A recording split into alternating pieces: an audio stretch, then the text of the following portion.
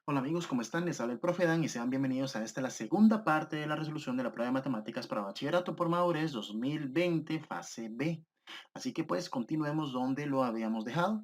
Ejercicio número 13 que dice considere la siguiente representación gráfica. Vemos aquí pues dos cuadriláteros, parecieran ser dos cuadriláteros, ABCD y otro cuadrilátero SRUT. Con base en la información dada, considere las siguientes proposiciones. La primera dice que existe un eje de simetría para el cuadrilátero ABCD, tal que el segmento AB es homólogo con el segmento DC. Y la otra proposición dice que existe un eje de simetría que permite establecer que los cuadriláteros ABCD y SRUT son simétricos. Y pues, como verán, ya aquí estamos entrando en temas de simetría. Simetría axial, para ser más precisos.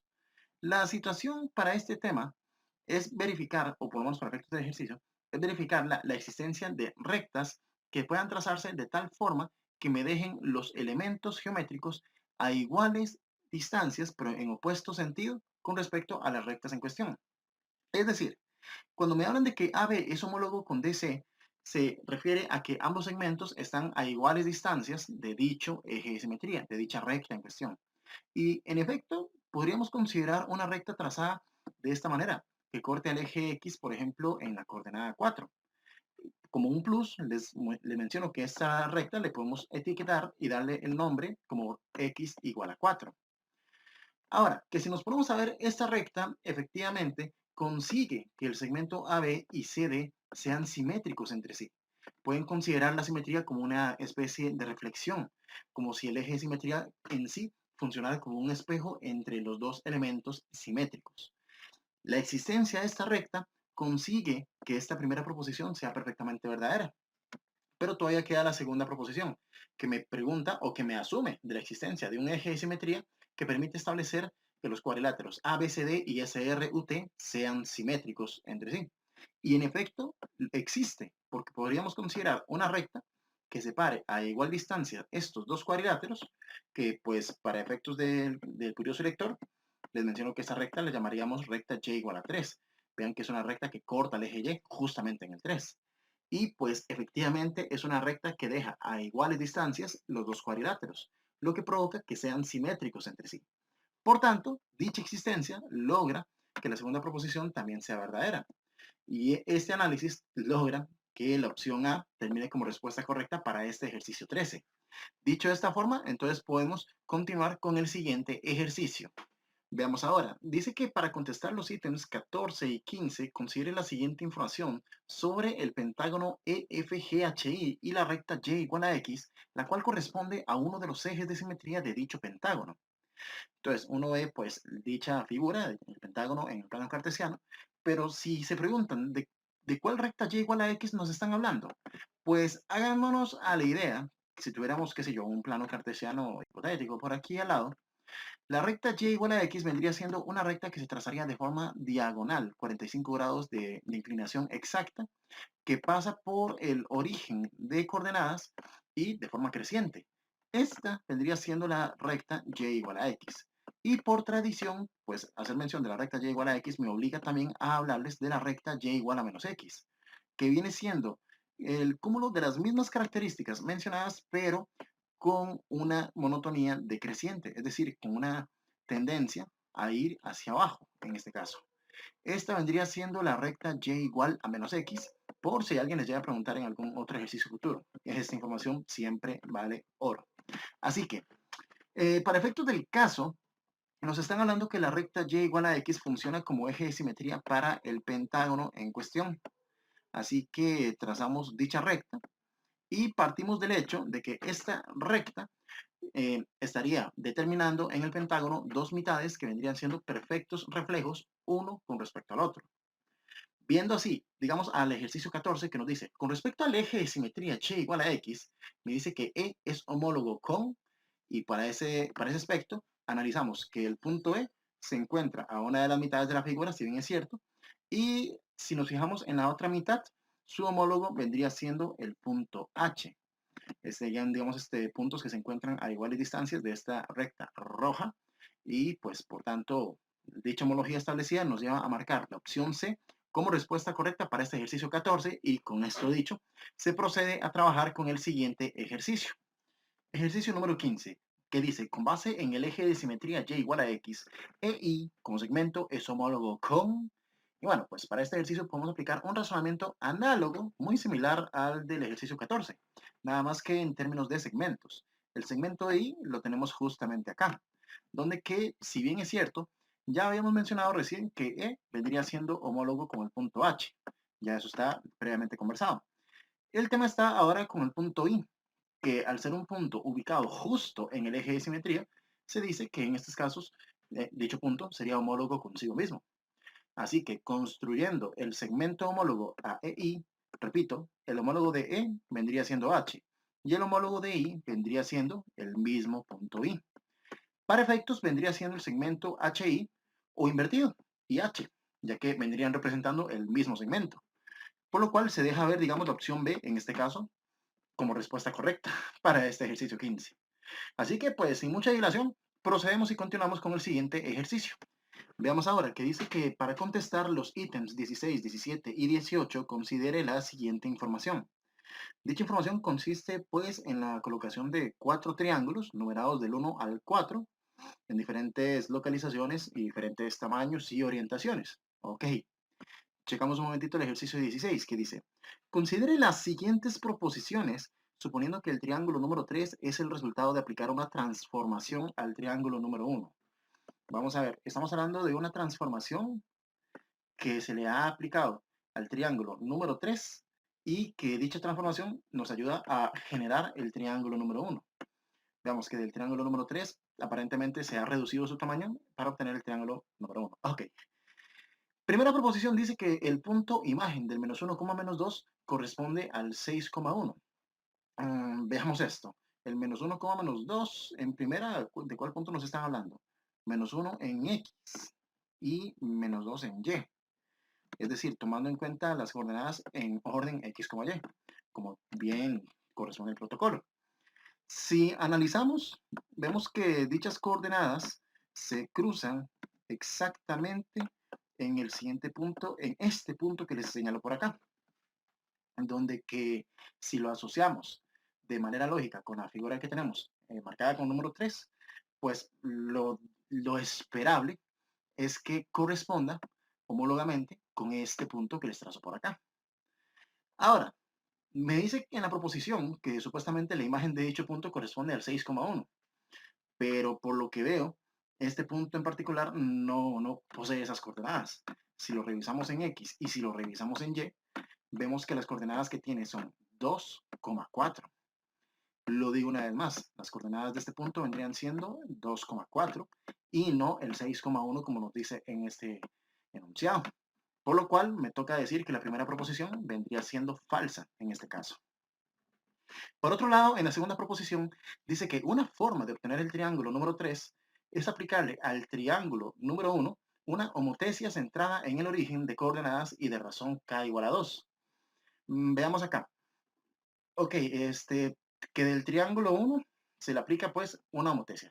De hecho, una homotecia se entiende como la transformación que genera figuras con un cambio de tamaño, por lo general, con respecto a la figura original, del cual podemos tener en ocasiones homotecias directas, siempre y cuando las figuras estén viendo hacia un mismo sentido, o si no, quizás homotecias inversas.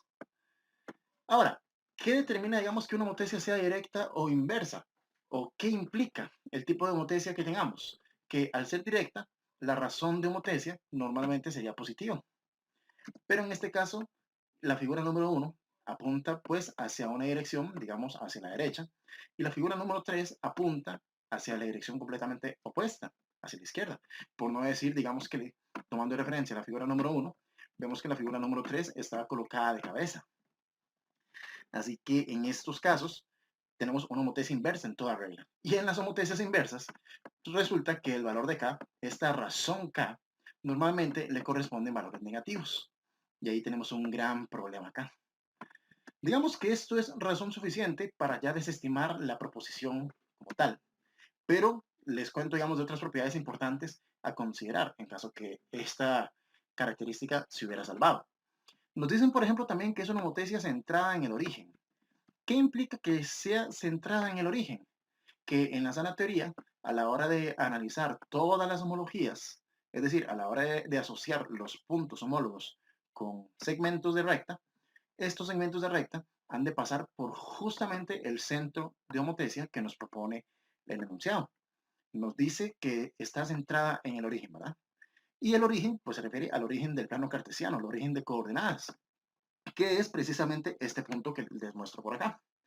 De hecho, para el caso, podemos ver efectivamente que dichas homologías pasan por el origen. Así que dicha característica sí era bien cumplida.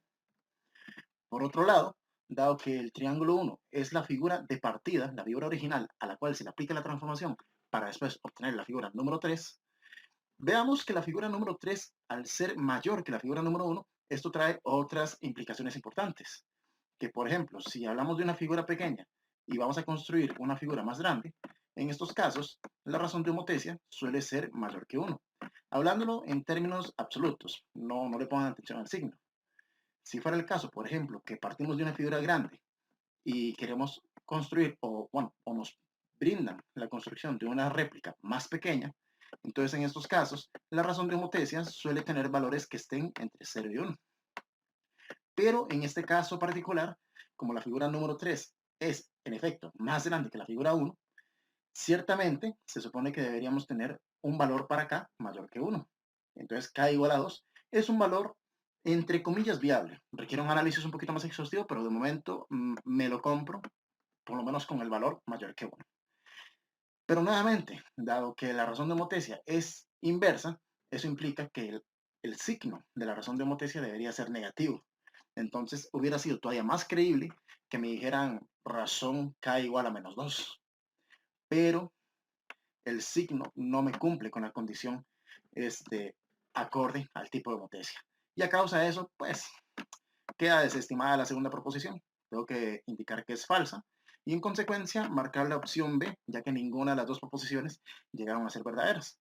Así que pues quedamos con el ejercicio 16 y así continuamos con el siguiente ítem. Vamos a ver ejercicio 17, que dice, considere las siguientes proposiciones suponiendo que el triángulo número 4 es el resultado de aplicar una transformación al triángulo número 1. En principio nos dicen que el punto imagen del menos 3, menos 2 corresponde al menos 3,2. Y luego que una forma de obtener el triángulo número 4 es aplicarle al número 1 una traslación de 3 unidades hacia arriba paralelo a Y. Ok, ojo que queremos trabajar sobre el supuesto que el triángulo número 4 es el resultado de aplicarle alguna transformación al triángulo número 1. Empecemos por ahí. Empezamos checando que en este caso hablamos de este triángulo nuevamente, el que teníamos en la parte inferior izquierda, y con cierta transformación obtendríamos el triángulo número 4 aquí más arriba. Checamos nuevamente las proposiciones. En primera me hablan sobre el punto imagen del menos 3, menos 2. Ok, por sentido común, busquemos el punto de coordenadas menos 3, menos 2. Menos 3 en X y menos 2 en Y. En este caso, estaríamos hablando de este punto en cuestión, del cual lógico es considerar que sería homólogo con este otro punto, que comparte la misma posición respectiva, pero con la figura número 4. Este nuevo punto, si analizamos sus coordenadas, primero en X y después en Y, podemos ver que le correspondería las coordenadas menos 3,2. Les doy el tiempo para que lo verifiquen. Menos 3 en X y 2 en Y. Así que este menos 3,2, pues vamos a revisar si es las coordenadas que me están ofreciendo. Bueno, pues al parecer sí. Así que pues, sin mucha dilación, doy por verdadera la primera proposición. No hay ningún problema. En cuanto a la segunda propo, que dice que una forma de obtener el triángulo número 4, dice que es aplicándole al triángulo número 1 una traslación de 3 unidades hacia arriba paralelo al eje Y. Bueno, una traslación me suena que sí, porque literalmente estamos desplazando la figura tal cual como estaban sus medidas y su orientación, pero solamente lo estamos cambiando de posición en el plano cartesiano. Sí me suena que sea una traslación hacia arriba respecto al o paralelo al eje Y, pero de 3 unidades. Pues podríamos revisar con los puntos homólogos si efectivamente son 3 unidades lo que estamos desplazándonos hacia arriba. Contaría pues una unidad hacia arriba, contaría 2 unidades hacia arriba, cuento 3 unidades hacia arriba, pero termino contando un total de 4 unidades hacia arriba. Y Eso significa que, digamos, la traslación se acepta a medias, pero no con la magnitud que nos están describiendo acá. Por tanto, esta segunda proposición se descarta. En su consecuencia, se marcaría la opción C como respuesta correcta para el ejercicio 17, dado que solamente la primera proposición resulta verdadera. Con esto dicho, pues podemos proseguir ahora con el siguiente ejercicio. Veamos ahora ejercicio 18 que dice, considere las siguientes proposiciones suponiendo que el triángulo número 2 es el resultado de aplicar una transformación al triángulo número 3. Pues revisamos un momentito las figuras que del triángulo número 2 se aplica cierta transformación para obtener el triángulo número 3. De hecho, esta transformación la podemos intuir, da la sensación de que sea como una especie de simetría, que de hecho para efectos de temas de transformaciones en el plano, lo podemos llamar también una reflexión. Veamos el caso. Estamos hablando de visualizar un eje de simetría que perfectamente puede separar a estas dos figuras mediante dicha simetría o dicha reflexión, ¿verdad? Pero veamos nuevamente las proposiciones, porque nos dice la primera proposición que una forma de obtener el triángulo número 2 es aplicarle al triángulo número 3 una reflexión sobre y igual a 1. Vean que sí, por lo menos ya están de acuerdo con nosotros en que sí, es una reflexión en toda regla, pero sobre la recta y igual a 1. Bueno, hice el trazo de la recta, pero no había hecho mención aún de dónde había intersecado con el eje Y. Pareciera que está intersecando en 1 precisamente, lo que provoca que el nombre de esta recta sea casualmente la recta y igual a 1. Por lo tanto, pues podemos decir sin lugar a dudas que la primera proposición es perfectamente verdadera. En cuanto a la segunda proposición, que dice que una forma de obtener el triángulo número 2 es aplicándole al triángulo número 3 una rotación de 90 grados con el centro en el origen de coordenadas y giro en sentido contrario al desplazamiento de las manecillas del reloj. Tomo aire y les hago un pequeño recordatorio que la figura número 3 estaba más o menos en esta posición con respecto al plano cartesiano. Y recordemos que la figura número 2 lo teníamos en esta otra posición respecto al plano cartesiano, aproximadamente. El tema está en que si me están hablando de aplicar una rotación de 90 grados en sentido contrario al desplazamiento de las manecillas del reloj, eso implica que la figura número 3 giraría en este sentido. Y aproximadamente tendríamos la figura número 3 colocada de esta manera si consideramos el giro de 90 grados. Es decir, que si teníamos la posición original de esta figura en determinadas coordenadas, a la hora de hacer el giro en 90 grados, vamos a ver, diríamos aproximadamente que la figura se encontraría por acá, pero debería estar posicionado exactamente donde se encontraba la figura número 2. Si recordamos cómo estaban las condiciones de nuestra figura en el contexto más arriba. No subo y no lo rayo más para no saturar más la imagen, pero definitivamente no coinciden las condiciones, o sea, no son en absoluto suficientes las condiciones para aceptar esta proposición, razón por la cual la dejo por falsa y en consecuencia marco la opción C, ya que solamente la primera proposición la dejamos efectivamente como verdadera. Así que con esto dicho para el ejercicio 18, procedemos y continuamos con el siguiente ejercicio. Vamos ahora con este ejercicio 19, que dice, considere la siguiente información sobre un cono circular recto. Vemos el cono en cuestión, muy bonito, muy elegante, muy fino. Vemos ciertas colinealidades, por ejemplo, entre lo que son los puntos K, O y L, ¿no?, que forman el diámetro o un diámetro en la base del cono. Y vemos que los puntos O, C y V son colineales, formando pues la altura del cono, si bien, ¿verdad? Me dice también, bueno, que O es el centro de la base del cono, está por demás decirlo. Continúo leyendo, que dice, si se realiza un corte al cono con un plano tal que este contiene el punto C, y dice que es paralelo al plano que contiene al segmento VL, es decir, que el corte se estaría realizando más o menos, y no, y voy a ser un poquito más preciso. Si consideramos el segmento VL en cuestión, entonces el corte se estaría realizando aproximadamente de esta forma, por lo que vemos paralelo a VL. Todo bien ahí. En este caso, vamos a ver entonces la figura resultante por dicho cono, o por dicho corte, perdón, corresponde a una ¿qué? Pues ahí tendríamos que comentar ciertas condiciones para saber cuándo corresponde a cada caso. Podríamos decir que corresponde a una elipse si el corte fuera, por ejemplo, oblicuo con la base, pero sin cortar a la base, ¿verdad? Podríamos decir que podría ser una parábola si el corte, vamos a ver, se dice que es paralelo con la generatriz del cono. Podríamos decir también que correspondería a una hipérbola si el corte es perpendicular o bien oblicuo, vamos a ver, ajá, con la base. En este caso, no hago la salvedad de que no interseca, porque en este caso, pues, sí lo intersecaría. O bien, podríamos decir que sería una circunferencia. ¿Bajo qué condiciones? Si tenemos que el corte es paralelo con la base, completamente paralelo con ella. Es decir, en realidad, más que ver la figura y más que ver cómo se está trazando el corte en cuestión, aquí lo importante es familiarizarnos con las palabras claves que nos están ofreciendo. De hecho, para el curioso lector, el segmento VL viene siendo una generatriz. Voy a poner una G minúscula para representarlo. Esto es una generatriz. Y como podemos ver, ya se nos dijo que el corte es paralelo a dicho segmento.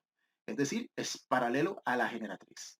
En otras palabras, dicho corte corresponde a una parábola.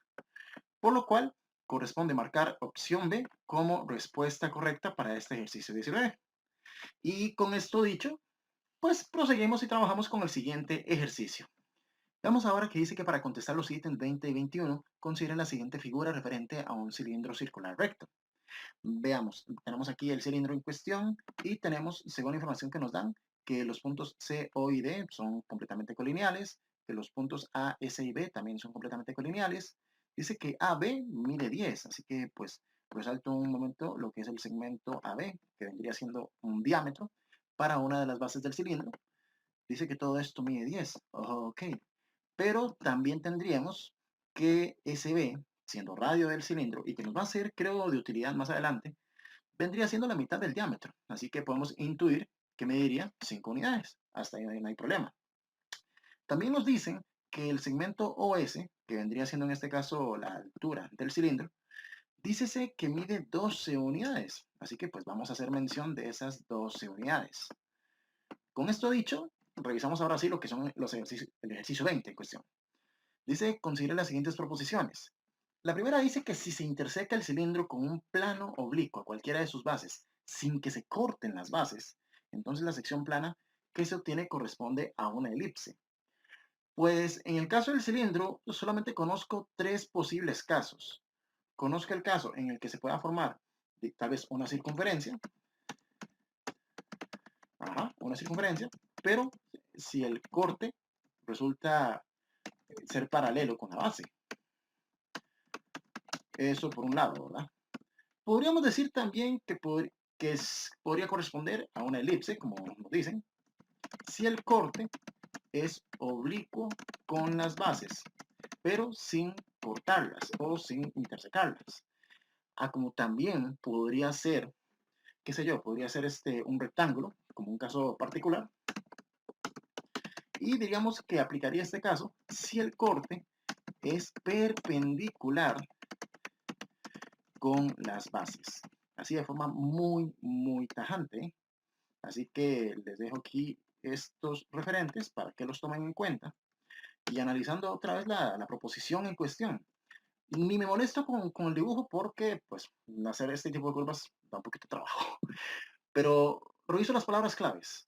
Me pareció ver que decía que se interseca el cilindro con un plano oblicuo a cualquiera de las bases, sin que se corten las bases. Se hace la salvedad de este último detalle. ¿Que esto corresponde a una elipse? En definitiva, sí. Así que la primera proposición la doy por verdadera, sin ningún problema. Por otro lado, que me dicen que si se interseca el cilindro con un plano que contiene el punto S y es perpendicular a los planos que contienen a sus bases, creo que ya lo ven venir. Se supone que debería ser un rectángulo, ya que estamos hablando de secciones planas que se forman en el cilindro. Pero es que aquí me están diciendo que lo que se obtiene es una hipérbola. Y si nos hemos fijado, y les muestro, no se hace mención en ningún momento del caso de una hipérbola como sección plana que se pueda obtener en el cilindro circular recto. Así que la segunda proposición se descarta inmediato y por ello, pues, vendríamos a marcar opción C como respuesta correcta. Solo la primera proposición resulta verdadera en este ejercicio 20. Con esto dicho, prosigamos entonces con el siguiente ejercicio. Se viene ahora ejercicio 21, que dice, si se interseca el cilindro con un plano paralelo a cualquiera de sus bases, entonces, ¿cuál es la longitud de la sección plana obtenida? Pues vamos a ver. Si me están hablando de que el corte es con un plano paralelo a una de sus bases, supongamos que, por ejemplo, vendría siendo paralelo a esta base en particular, pero dado este caso, podemos intuir, y no solo intuir, sino también basarnos en el apoyo teórico que ya les dejé, que el corte, la sección plana, vendría siendo una circunferencia, tal cual congruente como las que tenemos en las bases del cilindro, cosa que por ende nos lleva a suponer también que el radio de esta sección plana va a seguir siendo de 5 unidades, como ya se había mencionado con respecto al plano de la base, o mejor dicho, la base del cilindro. En este caso particular, me preguntan por la longitud de la sección plana obtenida. Y nuevamente voy a aprovechar para regalarles el combo teórico para que lo tengan ahí anotado en sus libretas o en sus exámenes si tienen uno a mano ahí. El asunto está en que en ocasiones nos pueden pedir sobre la longitud de una sección plana, entiéndase una circunferencia, o en ocasiones que nos pueden pedir sobre el área de una sección plana, es decir, el área de un círculo.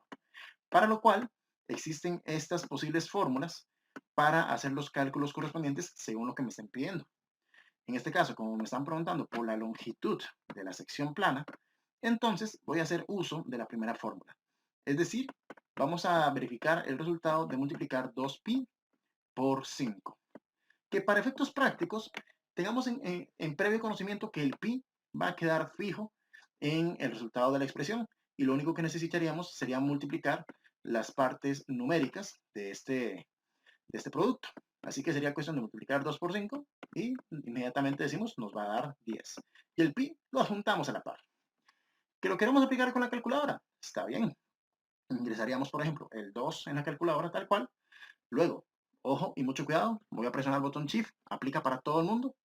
Y luego voy a buscar este botón que tiene un exponencial base 10, que está a la par de la coma. Detrás de este botón, con el botón Shift, es que conseguimos el pi para poder trabajar este tipo de ejercicios. Que me preguntan, profe, ¿no se puede utilizar el 3,14 en su lugar? Solamente si el ejercicio nos preguntara por alguna aproximación, o inclusive si las opciones vinieran en decimales.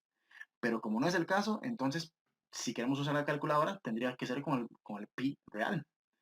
Así que una vez ingresada la expresión, se toca al botón igual, sin mucha dilación, y obtenemos y verificamos nuevamente que la opción A es la que vendría siendo correcta. 10pi para la longitud de esta sección plana para este ejercicio 21. Y con esto dicho, procedemos y seguimos con el siguiente ejercicio. Viene ahora ejercicio 22, que dice que la siguiente figura ilustra una sección plana obtenida mediante la intersección de un plano con una esfera. Vale. En este caso me dice que si el radio de la esfera mide 13 y que la distancia del centro de ella al centro de la sección plana, la que está destacada en gris, es de 5, entonces, ¿cuál es el área de esa sección plana? Pues les doy un consejo de buenas a primeras y es considerar siempre los siempre que dentro de estas esferas, cuando tenemos un corte distanciado del centro de la esfera, construyamos inmediatamente un triángulo rectángulo. Ahora, construir un triángulo, pues va a ser comprensible para muchos, pero de ahí a asumir que va a ser este rectángulo, suena como un salto geométrico muy grande, pero es una propiedad que tienen las secciones planas determinadas en el interior de una esfera que no pasen por el centro de la misma, que a fin de cuentas siempre van a ser perpendiculares con el radio de la esfera, en caso que consideramos pues el segmento hasta la superficie de la misma. De hecho, a partir de aquí, ahora sí puedo, digamos, colocar varios de los datos que me dan. En primera, como me hablan del radio de la esfera, que dice que mide 13, como segundo consejo primordial, tan importante como el anterior, es que el radio de la esfera lo coloquemos siempre de los siempre como si fuese una hipotenusa, sin pensarlo dos veces. Y luego, tenemos que la distancia del centro del corte hacia el centro de la sección plana, o mejor dicho, que la distancia del centro de la esfera al centro de la sección plana, dice que es de 5 unidades. Es decir, estamos hablando de este segmento de acá, o de esta distancia de acá. 5 unidades. Voy que lo coloco. ¿Estoy? ¿Ok? Y ahora me están preguntando por el área de la sección plana, que de hecho, como dato importante, iba a decir dato random, no, es un dato importante. Toda sección plana formada dentro de una esfera, con un corte plano, siempre determinan circunferencias. Así que las fórmulas que les estuve comentando en el ejercicio anterior sobre la longitud y el área del círculo o la circunferencia, también pueden ser aplicables cuando trabajamos con esferas. Así que, en primera instancia, necesito saber cuánto mide este radio, el radio de esta sección plana. Si lo fijamos en términos triangulares o pitagóricos, vemos que es un cateto lo que nos está haciendo falta. Y cuando lo que nos falta es un cateto, podemos aplicar, según Pitágoras, la raíz cuadrada de la hipotenusa al cuadrado menos cateto al cuadrado. Lo digo una vez más. Dentro de una raíz cuadrada, hipotenusa al cuadrado menos cateto al cuadrado. Se verifica el resultado de esta operación. Les doy el chance para que lo chequen en sus calculadoras. Yo me adelanto por acá y les comento, nos da 12. Todo bien. O sea, resulta que el radio de la sección plana viene siendo de 12 unidades. Y como nos piden el área de la sección plana, haríamos aplicación de la fórmula de pi por r al cuadrado. En otras palabras, sería multiplicar pi por 12 al cuadrado. Yo lo escribo por acá, les doy el chance para que ustedes lo ingresen en sus calculadoras y, bueno, no recuerdo si el resultado me dan en decimales acá. Voy a verificarlo. Shift pi, para ingresar el número pi, por 12 elevado al cuadrado. ¿Qué me dirá la calculadora en este caso? Listo, 144 pi. En todo caso, si les hubiera dado en decimales y si entran en pánico, que pues no tiene que hacer falta considerar el pánico, apliquen nada más la fórmula con la parte racional. Solamente consideren el 12 elevado al cuadrado y el resultado nada más le adjuntan el pi a la par. De una u otra manera, vamos a aterrizar siempre en la opción D como respuesta correcta para este ejercicio. Donde que, dicho de esta forma, no me queda más que agradecerles vuestra compañía en este proceso, en este video, dejándolo hasta acá. Agradeciendo por sobre mucho los pulgares arriba para aquellos que consideran que estos videos les son de gran utilidad. Asimismo, digamos que si es el primer video que ven de mi parte, pues bienvenidos al proyecto. Se les invita a suscribirse grandemente, el botón de suscripción, la campanita para notificaciones, compartir con cuanta gente conozcan que sepan que se estén preparando también para estas pruebas. Y pues lo que son comentarios, dudas, consultas, opiniones, la caja de comentarios completamente habilitada para ello. Ustedes lo saben bien. Que por lo demás, yo por mi parte paso para trabajar y para producir más videos, para continuar obviamente con estas series de exámenes, dejarles todas las bases, por lo menos lo que son las bases principales de qué fue lo que sucedieron en estos exámenes y pues que si los encuentro en un futuro video que sea con igual o mayor disposición. No dilato más, no retengo más, me les despido, que les ha hablado el profe Dan y no, sigamos siempre adelante con el estudio.